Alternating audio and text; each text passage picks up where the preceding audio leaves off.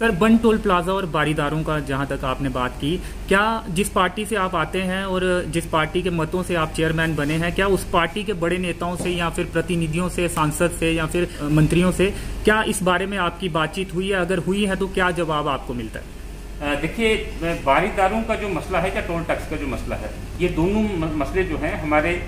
संगठन के हर लेवल पे डिस्कस हुए हैं। मैं आपको बताता चलूं कि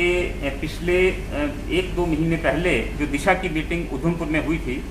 ऑनरेबल पीएमओ हमारे डॉक्टर जितेंद्र सिंह जी उनकी अध्यक्षता में, वहाँ पे भी ये मसला जो है डॉक्टर साहब ने बिल्कुल वाजिया किया था कि एक कमेटी जो है वो बनाई जाएगी जिसमें chief executive officer shrine board के, डिस्ट्रिक्ट के जो हमारे डिस्ट्रिक्ट डिप्टी कमिश्नर हैं ये होंगे और चेयरमैन डीडीसी के जो हैं उसमें होंगे और बाकी और भी जो संबंधित लोग हैं उनको उसमें इन्वॉल्व किया जाएगा। एक वर्केबल सोल्यूशन इस सेक्शन के लिए, खास करके विशेष करके जो हमारे बारीदार जितनी बरादरी है उसके लिए, तो ये प्रक्रिया तब से शुरू हुई है और रेजोल्यूशन के माध्यम से हमने इसको और ज़्यादा तूल दिया है कि ये जो एक लंबित मामला है पिछले 35 साल से, इन लोगों के साथ इंसाफ होना चाहिए। इसको हम भी पूरी शिद्दत के साथ सपोर्ट करते हैं और इसमें बिल्कुल मैं कह दूं कि अपना हमारा जो यूटी का भाजपा का जो शीर्ष नेतृत्व है उसके समक्ष हमने ये बात रखी है। उन्होंने हमें बिल्कुल कहा है कि इन लोगों के मसले के हल के लिए आप जहाँ तक भी जो कुछ भी आप कर सकते हैं आप करें। और ये तो मेरे संगठन की बात हुई, लेकिन हमारे संगठन से अलग होकर के मैंने पहले ही अर्ज कर लिया कि रियासी जिला के हम जितने भी मेंबर्स हैं, चाहे किसी भी राजनीति की पृष्ठभूमि से आते हैं, सभी का एक मत था कि इन लोगों के साथ, इस बरादरी के साथ, ये मजलूम बरादरी है, इनके साथ इंसाफ जो है वो अब होना चाहिए। बन टोल प्लाजा पर बातचीत हुई। बन टोल प्लाजा का जो है, बन टोल प्लाजा पे भी हम बिल्कुल बा इत्तेफाक राय से हमने रेजोल्यूशन पास किया है और हम बिल्कुल जैसे ही ये लॉकडाउन पूरा खुलता है, हम यूनियन जो हमारे ट्रांसपोर्ट मंत्री हैं अपने डॉक्टर जितेंद्र सिंह जी की सहायता से हम वहाँ तक जाएंगे और जो हम रियासी की जिला की आवाम ये कभी नहीं चाहती कि हम मुफ्त का आए जाएँ। हम ये कहते हैं कि हम जो 15-18 किलोमीटर का सफ़र जो हमारा वहाँ पे बनता है,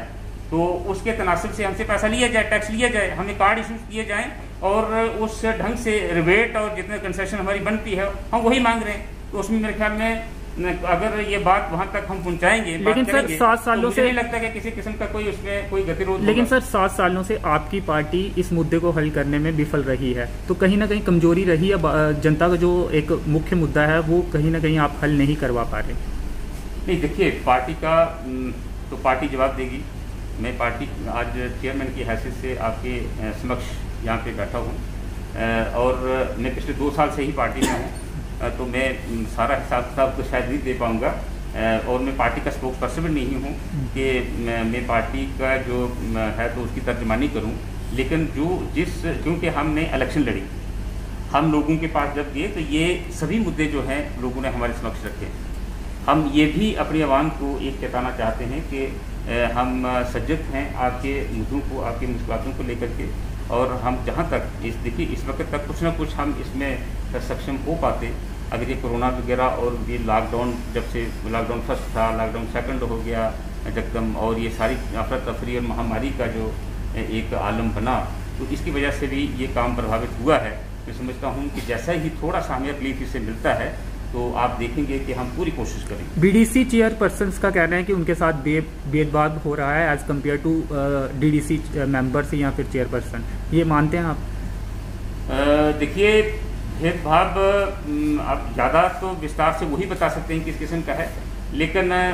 हर चीज़ को देखने के जो हैं वो अलग अलग एंगल हो सकते हैं। मेरा देखने का ये एंगल है कि पिछले 70 सालों से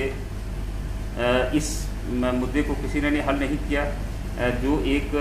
ज़मीनी सतह पे एक डिसेंट्रलाइजेशन ऑफ पावर्स पंचायती राज निज़ाम के तहत होना चाहिए था, वो किसी ने नहीं किया। एक जुल्म तो वहाँ पे भी था, उस वक्त भी था। आज अगर कुछ कदम हमारी सेंट्रल गवर्नमेंट जो है नरेंद्र मोदी जी की सरकार अगर चली है और दिन रात कोशां हैं वो कि इन अदारों को, इन संस्थानों को मजबूत किया जाए, तो मैं समझता हूं कि एक पॉजिटिव एंगल से भी अगर देखें तो कुछ ना कुछ सफ़र तो हम तय कर रहे हैं। ये बात सही है कि जिस लेवल पे, जिस ढंग से, जिस सतह तक इसको ले जाना चाहिए था शायद नहीं हो पाया है, वो BDCs हों या हमारा फर्स्ट ईयर हो या हमारा DDC हो, हमने अपने हक में भी रेजोल्यूशन पास किया, तो इसका मतलब ये भी है कि हम भी संतुष्ट नहीं है। लेकिन संतुष्ट होना अलग बात है, लेकिन एक किसी चीज़ का शुभारंभ करना वो दूसरी बात है। तो मैं समझता हूँ कि एक अच्छी पहल जो हमारी सेंट्रल गवर्नमेंट ने की है, हमारी यूटी की एडमिनिस्ट्रेशन ने इस 73rd और 74th अमेंडमेंट को यहाँ पे लागू करके गांव देहात के लोगों के साथ जो पिछले 70 सालों से बेइंसाफ हुआ करता था उसको ख़त्म करने की शुरुआत की है। तो हम सब मिलकर के फर्स्ट ईयर हो, सेकंड ईयर हो, थर्ड ईयर हो, ये पंचायती राज निज़ाम का एक पूरे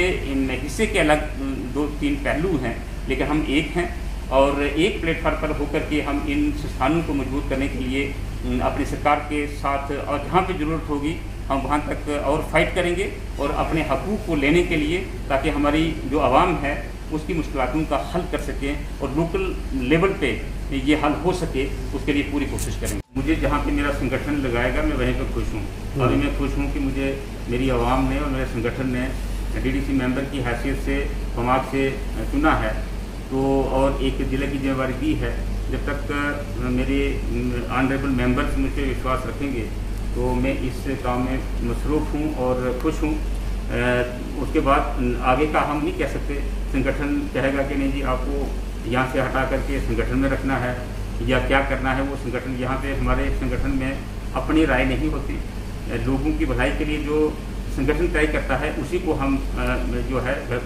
अपनी मुकद्दर के चलते, तो ऐसा हम अपनी तरफ से नहीं। सर, बमाग में तहसील कार्यालय कब तक बनेगा? देखिए अंकित जी, तहसील और ब्लॉक का कार्यालय इस वक्त रियासत से फंक्शन कर रहा है। आवाम की ये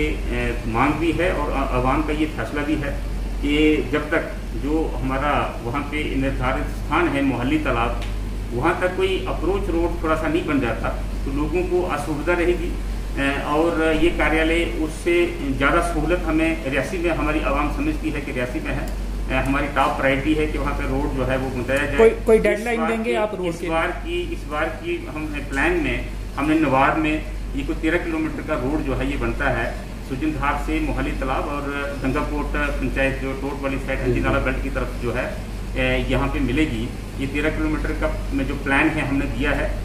रफ जो एस्टिमेट है ये 44 करोड़ का है। तो जैसे ही मैं समझता हूँ कि अगर ये अप्रूव हो जाता है और इसके कंप्लीट होने पर ही देखिए सहूलत नहीं होगी बहुत। आप पूरे भमा के अगर लास्ट कोने देख लें, वहाँ से पैदल चल करके 6-6 घंटे 4-4 घंटे पैदल चल करके अगर